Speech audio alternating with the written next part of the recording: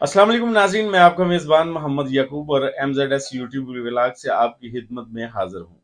Viewers, मैं MZS TV पे आपके कमेंट्स अक्सर देखता रहता हूँ जिनके जवाब नहीं दिए जा सकते। लिहाजा मैंने एक सेशन तरतीब दिया है जिसका नाम है आपकी अदालत। यानी कि मैं कामरान खान साहब और जुबैर बशीर साहब को आपकी अदालत में लेकर हाजिर होऊंगा ताकि आपके कमेंट्स का बराह रास्त जवाब दिया जा सके। MZS टीवी सब्सक्राइब करें। यहाँ आपको रोज़ाना की बुनियाद पर आपकी प्लॉट की ताज़ा तरीन अपडेट और प्रॉपर्टी मार्केट के उतार चढ़ाव की खबरें मिलेंगी। मेरे साथ आज के मेहमान हैं कामरान खान साहब। जी अस्सलाम वालेकुम सर। वालेकुम अस्सलाम, खुश आमदीद। बहुत से ऐसे कमेंट्स आते हैं जिनके हम जवाब नहीं दे सकते और लिहाजा लोगों की काफ़ी शिकायतें होती हैं। जी। सबसे पहला कमेंट जो है वो नईम अली साहब ने किया है। हम्म। वो पूछते हैं कि ताज रेजिडेंशिया कैसी है?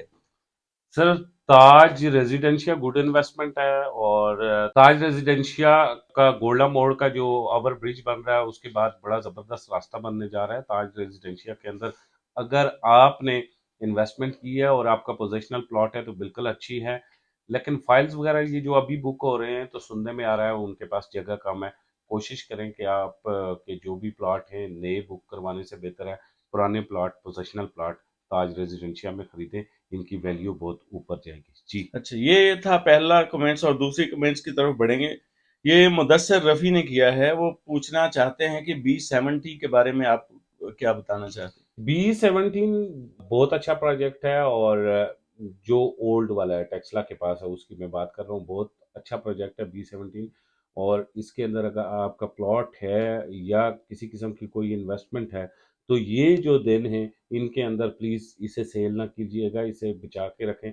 तकरीबन साल डेढ़ साल इसे और रोकें। इंशाल्लाह मार्गला का जो एक्सप्रेस है वो खुलने वाला है और उसके बाद B17 बहुत ज़बरदस्त आपको मार्जिन देगा। ये बड़ी ज़बरदस्त इन्वेस्टमेंट है जी। दूसरा बहुत ही इंटरेस्टिंग सवाल जो है वो अशरफ जहान साहब है, JAHAN।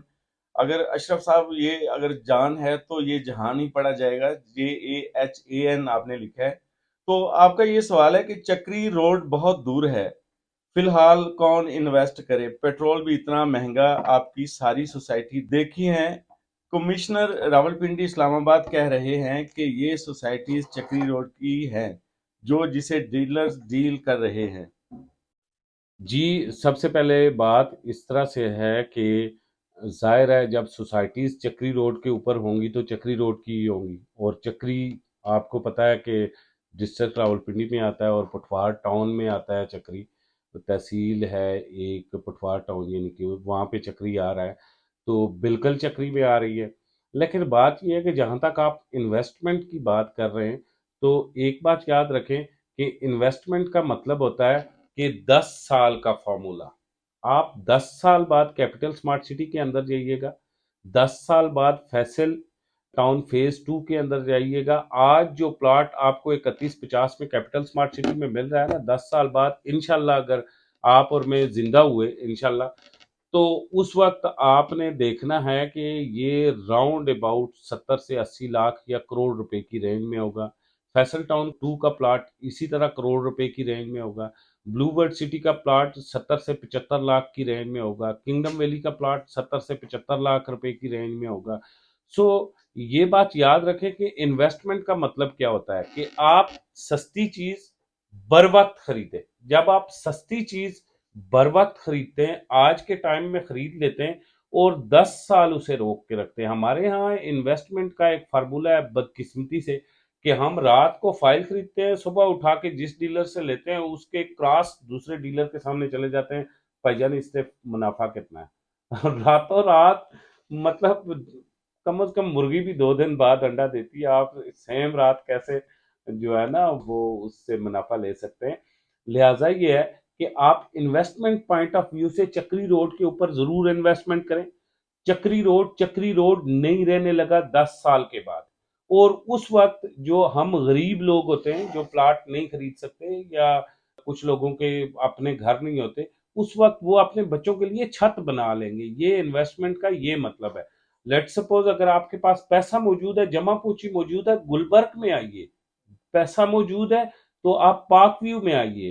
पैसा मौजूद है तो बैरिया एनक्लेव में आइए। पैसा मौजूद है तो इस वक्त आप डी सेक्टर जो इस्लामाबाद का चल रहा है वहां पे आइए।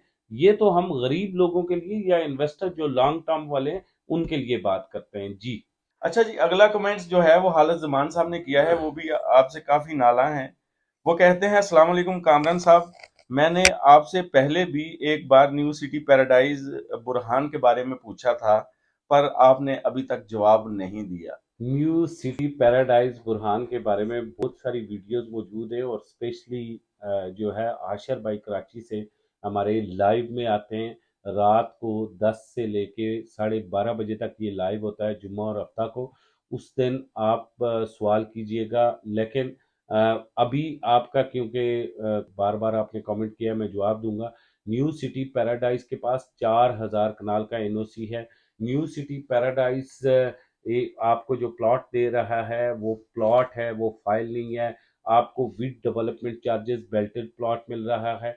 उनके पास लैंड बहुत बड़ी है, तो चौधरी कमर साहब का तजर्बा बहुत बड़ा है और वहाँ पे ये एक लॉन्ग टर्म इन्वेस्टमेंट है। अगर आप न्यू सिटी पैराडाइज के बारे में ये सोचते हैं कि आज प्लॉट लूंगा तो 3 माह के बाद प्रॉफिट होगा, तो फिर वहां पे पैसे मत जाया करें।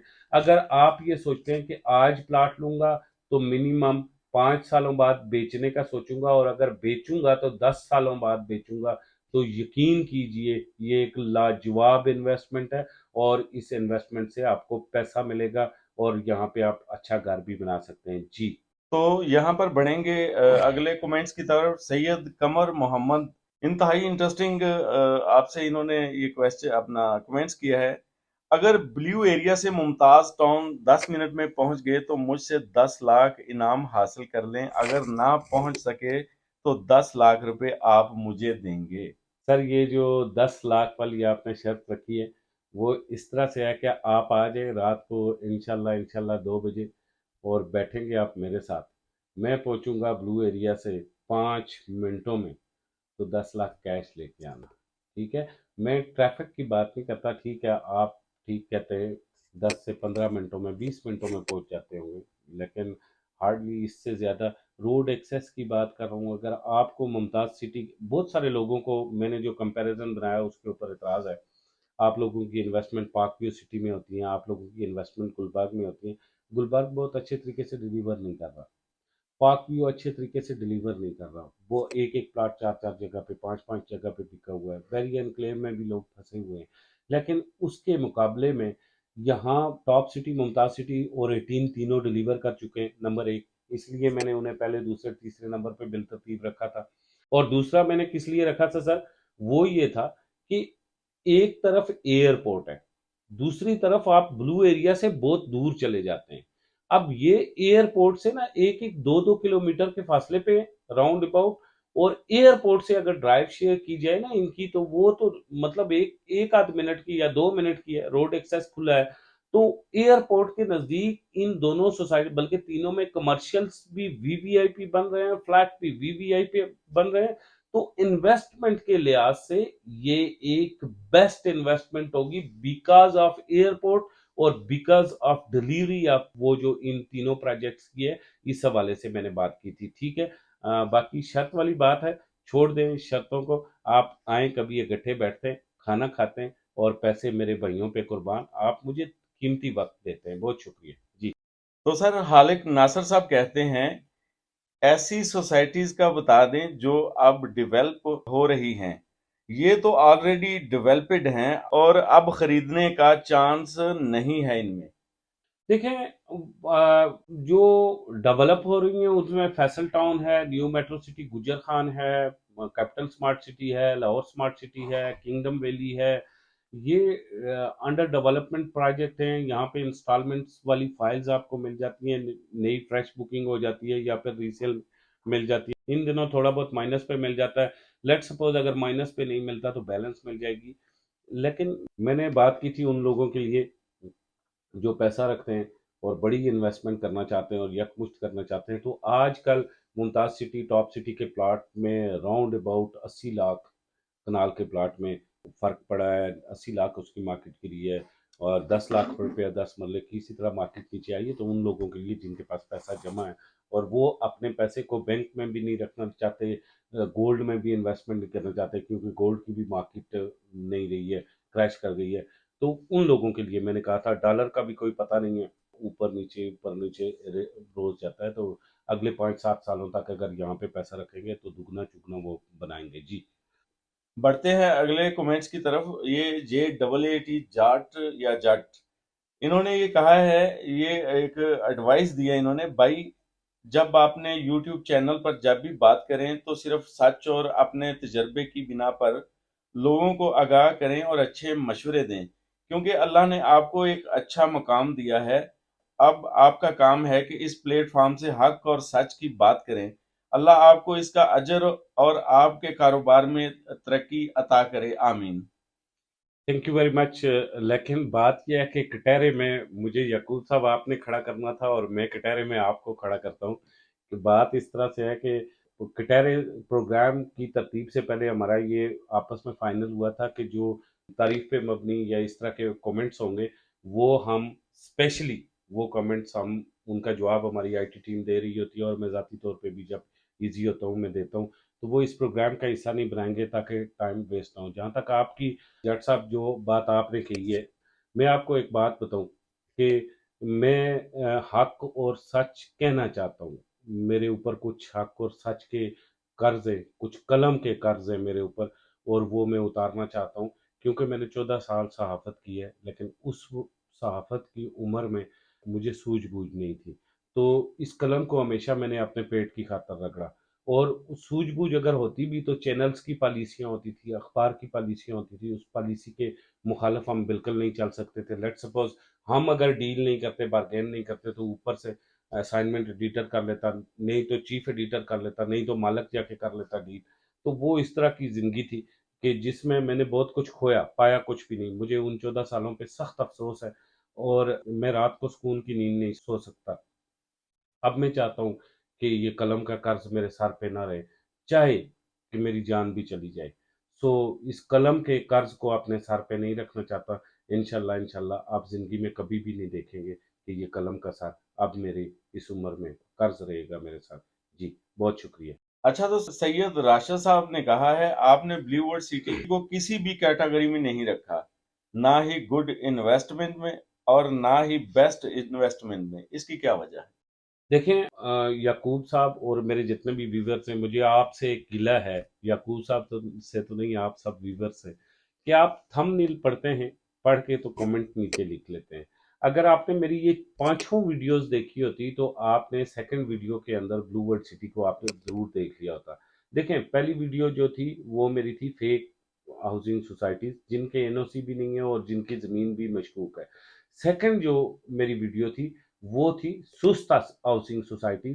सुस्त में ब्लू वर्ल्ड सिटी का बाकायदा से मैंने जिक्र किया है, क्योंकि ये डिलीवर करने वाला प्रोजेक्ट है। Blue world city top class का प्रोजेक्ट है। ब्लू वर्ल्ड सिटी में मैंने काम नहीं किया, लेकिन ब्लू वर्ल्ड सिटी के मालकान से हमेशा मुझे गिला रहा है। ब्लू वर्ल्ड सिटी, याद रखें, एक टूरिस्ट प्रोजेक्ट है, एक बड़ा प्रोजेक्ट है, और इसका अगर एनओसी ना आए और मालकान सुस्त रहेंगे एनओसी के मामले में, तो ये सिर्फ उन लोगों की जिन्होंने ओवरसीज पाकिस्तानियों ने बड़े पैमाने पे इन्वेस्ट किया हुआ है और क्रॉस पाकिस्तान लोगों, सिर्फ उनके साथ ज्यादती नहीं होगी, बल्कि ये पूरे रावलपिंडी इस्लामाबाद के साथ ज्यादती होगी कि इतने बड़े प्रोजेक्ट को के मालकान अगर सुस्त रहे और एनओसी ना लें। लेकिन दूसरी तरफ मैं यहाँ याकूब साहब आपकी तवासत से ये बात करना चाहूंगा कि देखें, सिर्फ मालकान पे भी ये जिम्मेदारी नहीं आती। जो हमारे सरकारी इदारे हैं, स्पेशली आरडीए जो और चेयरमैन आरडीए, उनसे गुजारिश है कि हाथ जोड़ के मैं आरडीए को कहता हूं कि आप अपनी जिम्मेदारियां पूरी करें। अगर Punjab housing and town planning agency ना आती तो रावलपिंडी के मैक्सिमम प्रोजेक्ट रह जाते। यकीन करें, लोगों के पास जमीनें पूरी उठाई, हर चीज पूरी उठाई, लेकिन आरडीए बता माफिया बन चुका हुआ। आरडीए को चाहिए कि ब्लू वर्ल्ड सिटी को आप एनओसी आप दे, बिकॉज वहां ओवरसीज पाकिस्तानियों के इन्वेस्टमेंट है। पाकिस्तान डिफॉल्ट करने जा रहा है। ओवरसीज पाकिस्तानी पहले पाकिस्तान से नाराज बैठे हुए हैं। उल्टा आप लोग जिन प्रोजेक्ट्स के अंदर उन्होंने इन्वेस्टमेंट की हुई है उन्हें गुड न्यूज दें कि जी आरडीए गुड न्यूज दे कि भाई मैंने लोगों को बुलाया है, बुला के उन लोगों को, ब्लू वर्ल्ड सिटी वालों को, दूसरे जिन लोगों की जमीनें पूरी थी उधर ओवरसीज पाकिस्तानियों की इन्वेस्टमेंट है, उन्हें मैंने खुद बुला के एनओसी दिया है। वो नहीं हो रहा। पिछले 6 सालों से आप देख रहे हैं ब्लू वर्ल्ड सिटी ने टॉप क्लास की डिलीवरी की, लेकिन सरकारी इदारों की इंतहाई बड़ी नाअहली की वजह से ब्लू वर्ल्ड सिटी के साथ जो ज्यादती हो रही है इसकी हम भरपूर मजम्मत करते रहे, करेंगे और करते रहेंगे। जी। तो ये कमेंट किया है तारिक चौधरी साहब ने, इन्होंने डीलर हजरात को खूब आड़े हाथों लिया है। ये लिखते हैं दुनिया बेशक तबाह हो जाए इसके बावजूद प्रॉपर्टी डीलर्स अपने कमीशन की खातर जहन्नम के टिकट भी बेच सकते हैं। इसके बारे में आप क्या कहेंगे? सबसे पहले चाहे मेरा जितना बड़ा नेटवर्क हो, और एमजेडएस मार्केटिंग नेटवर्क एक कंपनी है और हम एससीसीपी से रजिस्टर्ड है, लेकिन अगर मैं नीच अपने काम की जाके देखूंगा ना तो बड़ी सिंपली बात है कि प्रॉपर्टी का है, और मैं जब किसी से डील कर रहा होता हूँ तो मैं भी डीलर हूँ। 100% प्रॉपर्टी डीलर बुरे नहीं है। असल में काली भेड़ें पाकिस्तान के हर शुबे में है। आप टीचिंग में चले जाएं, काली भेड़ें मौजूद है। आप सारे शुबा को छोड़ दें, हर एक शुबे में बुरे लोग मौजूद होते हैं। आप सिर्फ डीलर्स को नहीं कह सकते। हाँ, मुट्ठी भर अगर हमारे यहाँ भी दूसरे शुबों की तरह बुरे लोग मौजूद हैं तो फिर हमारे जो इन्वेस्टर हैं या ग्राहक हैं उनका भी एक कसूर है, वो भी लालच में आते हैं। जो हमारे मुट्ठी भर लोग मौजूद हैं वो जब उन्हें लालच देते हैं, तो जब तक लालची जिंदा है नौसरेबाज भूखा नहीं मरता, फिर वो ऐसा ही होता है। अभी G11 में क्या हुआ देख लें। सारा का सारा लालच पे मबनी था। सोसाइटीज ने वो सारा कुछ बंद किया हुआ था। वो सारा कोटा, वो एक छोटा सा ग्रुप उठा, यंग लड़के उठे, उन्होंने 10-15 करोड़ रुपया लूटा और भाग गए पाकिस्तान से। इसी तरह देखें इधर क्या हुआ, मतलब गुलबर्ग में क्या हुआ, एक बंदा उठा, उसके पीछे कुछ लोग खड़े हुए और जो है ना 15 अरब रुपए का फ्रॉड करके पाकिस्तान से बाहर चला गया। सो देखें, मेरी बात सुनिए, जब आप अपना डॉक्टर रखते हैं, फैमिली का आपका डॉक्टर होता है, आपकी फैमिली में हमेशा एक वकील होता है, आपकी फैमिली में एक ट्विटर होता है जो आपके बच्चों को आके पढ़ाता है, आपकी फैमिली में एक कारी साहब होते हैं जो आपके बच्चों को ऑनलाइन पढ़ाते हैं, स्काइप पे सारा कुछ। आप हर चीज तो रखते हैं। आपके घर का सुनहरा है, आप इन्वेस्टमेंट करते हैं, सराफ आपने रखा हुआ है, आप डॉलर खरीदते हैं, आपने वो जिस बंदे से ना वो डॉलर खरीदने, वो एक्सचेंज वाला आपने रखा हुआ है, कॉल करते हैं, और उससे आपने टिकटिंग एजेंसी वाला बंदा रखा हुआ है। आपने किसी भी मुल्क में जाना है, उसे फोन मारते हैं कि ये पासपोर्ट की कॉपीज में व्हाट्सएप कर रहा हूँ तो मेरा इस मुल्क का अपना आप वीजा भी लगवा दें और टिकट भी बुक करवा दें। लेकिन आपने प्रॉपर्टी डीलर कभी नहीं रखा। रियल स्टेट एडवाइजर और जो लीगल एडवाइजर होता है उसमें बड़ा फर्क होता है। आप हमेशा रियल स्टेट एडवाइजर का केस उठा के आप अपने लीगल एडवाइजर के पास चले जाते हैं, ये आपको नुकसान होता है। भाई वकील तो कहता है लाओ केस, जैसा भी है, बनता है नहीं बनता मैं बताऊंगा, मेरा खर्चा चलेगा, लेकिन आपको शुरू से ही रियल स्टेट एडवाइजर एक रखना चाहिए। उसके एससीसीपी के डॉक्यूमेंट्स, उसके एफपीआर के डॉक्यूमेंट्स, उसकी कंपनी की रजिस्ट्रेशन, ये सारी चीजें आपके पास होनी चाहिए।